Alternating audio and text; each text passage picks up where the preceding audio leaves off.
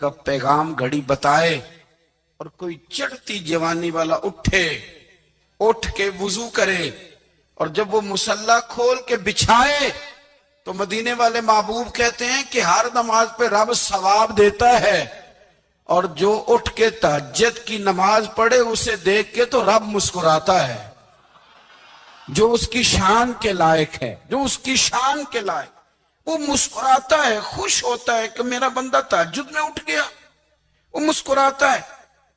کاش ہماری صبح کبھی اپنے مالک کے نام ہو جائیں، کاش کے صبح حضرت ابو الحسن رحمت اللہ تعالی علیہ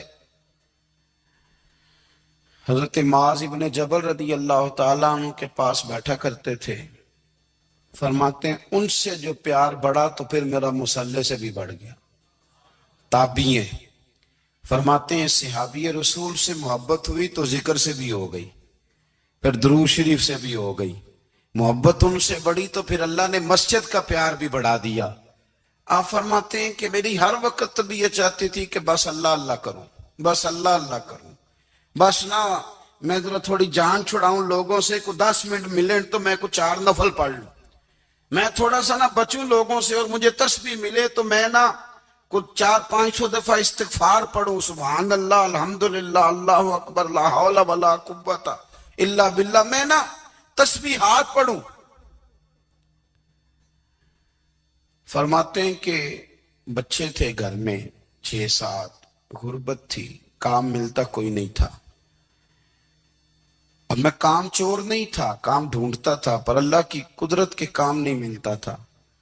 فرماتے ہیں کہ میں نے ایک دن اپنی اہلیہ سے کہا کہ آج میں پھر جاتا ہوں کام ڈھونڈنے، تو میری بیوی بڑی فرما بردار تھی، پر اس دن نہ غربت کے ہاتھوں تنگ آ کے کہنے لگی آج نانا کوئی تو چیز لے کے آیا، تو مجھ سے بچوں کی بھوک نہیں دیکھی جاتی، یہ سب روگاں دا روگ محمد جس دا نام غریبی، کنڈ بلا کے لنگ جاندے نہیں دوست یار قریبی، آج نہ کچھ لے کے آیا تو میں بچے لے کے چلی جاؤں گی۔ شیخ فرماتے ہیں کہ میں بڑا پریشان گھر سے نکلا، پر میں نے صبح سے لے کے زور تک کام ڈھونڈا، کام ملا کوئی نہیں، تو میرے دل میں خیال آیا چلو کام نہیں ملتا تو اللہ اللہ تو کرے نا، چلو بندوں کی مزدوری نہیں ملتی تو رب کریم کی عبادت ہی کرتے ہیں۔ فرماتے ہیں کہ میں نے نا فرات کے پانی سے وضو کیا، نہر کے، شدید دھوپ تھی، ساتھ ریت تھی اور ریت تپ رہی تھی، میں نے اپنا رومال وہیں مصلی کے طور پر بچھا لیا، اور فرماتے ہیں کہ زور سے لے کر عصر تک نماز پڑھی، دھوپ بھی پورے زور پہ، پر میرے سجدے کا ذوق بھی پورے زور پہ۔ فرماتے ہیں سورج بھی چمک رہا ہے اور رب کی عبادت کا ذوق بھی پورے زور پہ، میں سجدہ کروں تو پھر میرا اٹھانے کو جی نہ چاہے۔ میرے استاد لکھا کرتے تھے، یہ ان کا شعر ہے، وہ کہا کرتے تھے مجھے سوز دے، مجھے ساز دے، اور مجھے نیم شب کا نیاز دے، دم سجدہ خود کو میں توڑ دوں، مجھے ایسا ذوق نماز دے، اور میں تیری بہار کا پھول ہوں، میں کھلا بھی ہوں تو تیرے لیے، مجھے میری شاخ سے توڑ لے، مجھے اپنی زلف کا ناز دے۔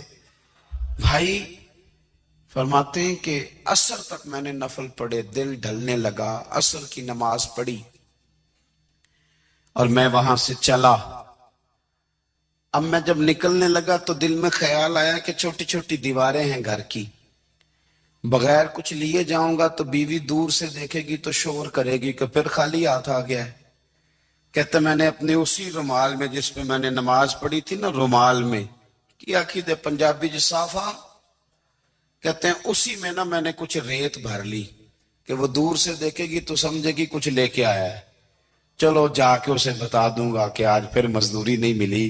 کہتے ہیں وہ ریت لے کر جب میں گھر میں گیا تو پہلے بیوی دروازے پہ کھڑی ہوتی تھی، پوچھتی تھی خالی ہاتھ آ گئے ہو؟ آج میں نے دیکھا تو ہے ہی کوئی نہیں۔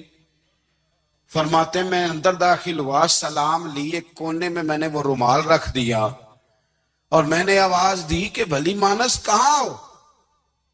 تو وہ کہنے لگی آپ منہ ہاتھ دھو لیں، میں روٹی لے کے آئی۔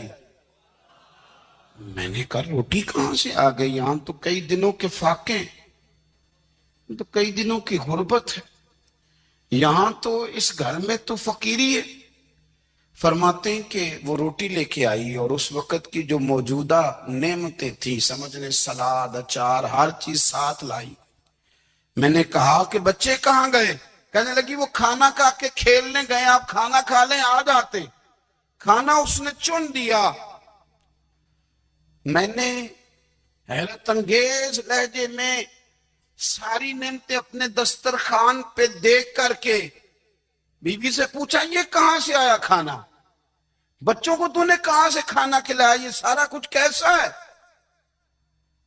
تو کہنے لگی پتہ نہیں آج آپ کس کریم کی مزدوری کرنے چلے گئے تھے، پتہ نہیں کس کریم کی، میرے گھر میں تو اتنی نعمتیں آئی ہیں کہ مجھ سے سنبھالی نہیں جا رہی، اتنا اناج ہے، اتنا گندم ہے، کس کریم کے دروازے آج چلے گئے تھے؟ یہ کہتے کہتے وہ اٹھی اور اٹھ کر کے کہنے لگی پہلے بڑا کچھ آیا تھا، اب کیا لے آئے ہو؟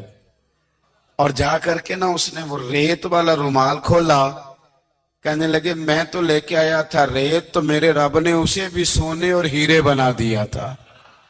جب آپ کی توجہ اللہ کی جانب، میرے نبی پاک صلی اللہ تعالی علیہ وسلم نے فرمایا ہر چیز اپنے رب سے مانگ، ہر چیز مانگ، ہر چیز مانگ۔ یا رسول اللہ کیا کچھ؟ میرے محبوب نے فرمایا تیرے گھر میں نمک بھی ختم ہو جائے تو وہ بھی اپنے رب سے مانگا کر، تو مانگنا وہ تجھے دے گا، تو اس کی بارگاہ میں کشکول طلب دراز تو کرنا۔ اور ترمذی شریف میں عجیب لفظ ہے، رسول کائنات نے فرمایا، رب کریم فرماتا ہے جب میرا بندہ ہاتھ اٹھاتا ہے نا تو مجھے حیا آتی ہے کہ میں خالی کیسے لوٹا دوں اس کے۔ اتنے بڑے بادشاہ کی بارگاہ میں، او بھائی لوگوں سے عزتیں تلاش کرتے ہو تو وہ کیا تمہیں عزت دیں گے؟ وہ تو کل اچھا کہتے ہیں پرسوں برا کہنے لگ جاتے ہیں۔ لوگوں کے سامنے گڈ بک میں آنا چاہو گے تو وہ تو سویرے تمہارے بارے میں کچھ کہیں گے، شام کچھ اور کہیں گے۔ اپنی روحانی زندگی آباد کریں، اپنے مسلح کو وقت دیں، اور دنیا سے چھپ کر اس موبائل کو بند کر کے اور اپنے آپ سے بھی چھپ کے اور تنہا ہو کے چھپا کے سارا کچھ اپنے آنسو اپنے رب کی بارگاہ میں پیش کریں، اس کے حضور حاضری دیں۔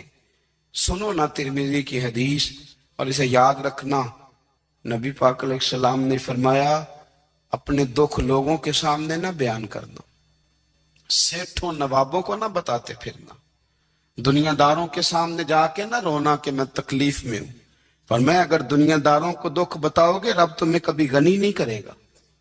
اور لوگ ہیں کہ الٹا مذاق اڑائیں گے آپ کی، جس سے بڑی پکی یاری ہے نا، پکی، وہ تب تک پکی ہے جب تک آپ نے 50,000 مانگا نہیں، اور جس وقت آپ نے کہہ دیا کہ میں مجبور ہوں میری مدد کر تو پھر ختم ہو گئی دوستی۔ لوگوں کے تعلقات آپ کے ساتھ تب تک ہیں جب تک آپ ان سے کوئی ضرورت وابستہ نہیں کرتے۔ کریم محبوب فرمانے لگے بندوں کے سامنے دکھ نہ بیان کرنا، اللہ تجھے کبھی غنی نہیں کرے گا، تو اپنے دکھ اپنے رب کو بتا، تو دعائیں مانگ، تو اس کی بارگاہ میں حاضر ہو، تو اس کے حضور عرض کر۔ فرمایا اپنے دکھ اپنے رب کو بتا، وہ جلدی کرے یا دیر سے کرے تجھے ساری دنیا سے بے نیاز کر دے گا، تجھے کسی کا محتاج نہیں رہنے دے گا۔ اپنے مسلح کو، اپنی دعاؤں، ایک بزرگ فرماتے میں نے دعا مانگنے کا طریقہ اپنی بیوی سے سیکھا۔ دعا مانگنے کا طریقہ اپنی، سیکھنے والے تو اپنے بچوں سے بھی سیکھ لیتے ہیں، سیکھنے والے تو ہر ایک سے سیکھتے ہیں۔ وہ کہتے ہیں میں نے دعا مانگنے کا سلیقہ اپنی بیوی سے سیکھا ہے۔ حضرت وہ کس طرح؟ فرمانے لگے میری بیوی نے نا مجھے کوئی کام بتایا، کچھ پیسوں کی ضرورت کے لیے کہا، تو میں نے اسے کہا کہ بھئی ابھی میرے پاس نہیں ہے، کچھ دنوں میں آتے ہیں تو میں دے دوں گا۔ عورتوں کی عادت ہوتی ہے وہ بار بار یاد کراتی ہیں، 2-4 دنوں کے بعد پھر اس نے کہا حضرت وہ میں نے کہا تھا کچھ پیسے، میں نے اسے کہا کہ ابھی میرے پاس نہیں ہے، کچھ دنوں میں ملتے ہیں تو میں تمہیں دے دوں گا۔ اس نے کچھ دنوں کے بعد پھر کہا حضور وہ میں نے کچھ پیسے کہے تھے۔ فرماتے میں نے ڈانٹ دیا، میں نے کہا کہ کیا تو روز مجھے شرمندہ کرتی ہے، کہا نا میرے پاس نہیں ہے، ہوں گے تو دے دوں گا، تو روز یاد کراتی ہے۔ فرماتے ہیں اس نے پہلے تو میری ڈانٹ کو سہا، پھر میرے سخت جملوں نے اس کی آنکھوں میں آنسو پیدا کر دیے، پھر اس نے اپنے آنچل میں اپنے اس دکھ کو سمیٹا، اور پھر اس نے ایک جملہ کہا تو میں رو پڑا، اور مجھے اپنے رب سے مانگنے کا طریقہ آ گیا۔ مجھے کہنے لگی حضرت جی آپ نے ڈانٹ دیا، میں نے سہ لیا، پر آپ ہی میرے شوہر ہیں، بتائیں نا آپ سے نہ کہوں تو میں کس سے جا کے کہوں۔ فرماتے ہیں میں رو پڑا، اور میں کھل کے رویا، اور میں تڑپ کے رویا، اور پھر میری سسکیاں بند گئیں۔ تو مجھے کہنے لگی آپ کو کیا ہوا؟ میں نے کہا مجھے بھی دعا مانگنی آ گئی ہے۔ جب میں اسے کہوں گا نا اللہ تو ہی میرا رب ہے، میں تجھ سے نہ کہوں تو میں کس سے جا کے کہوں؟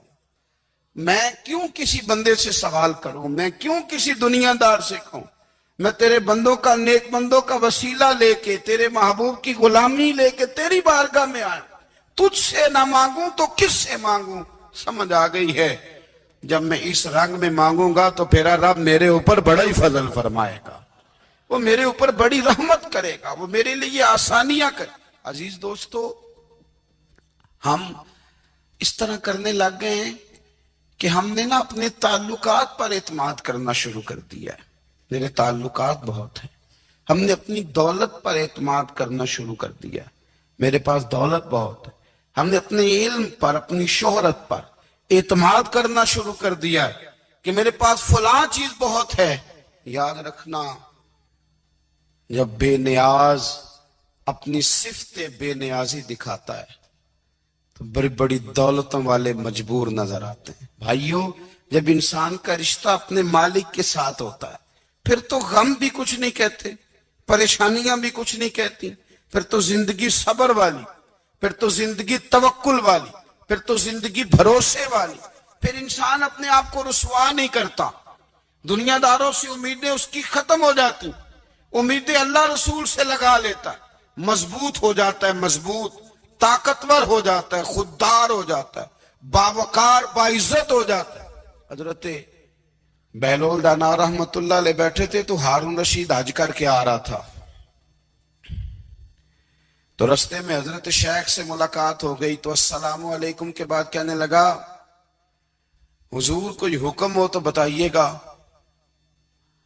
تو حضرت بہلول دانا فرمانے لگے تیرا رب کون ہے؟ اس نے کہا اللہ۔ تو فرمایا میرا کون ہے؟ کہا اللہ۔ فرمانے لگے تو بڑا ہی بیوقوف ہے، کیا تو یہ سمجھتا ہے کہ رب ہارون رشید کو تو دے گا اور بہلول دانا کو بھول جائے گا؟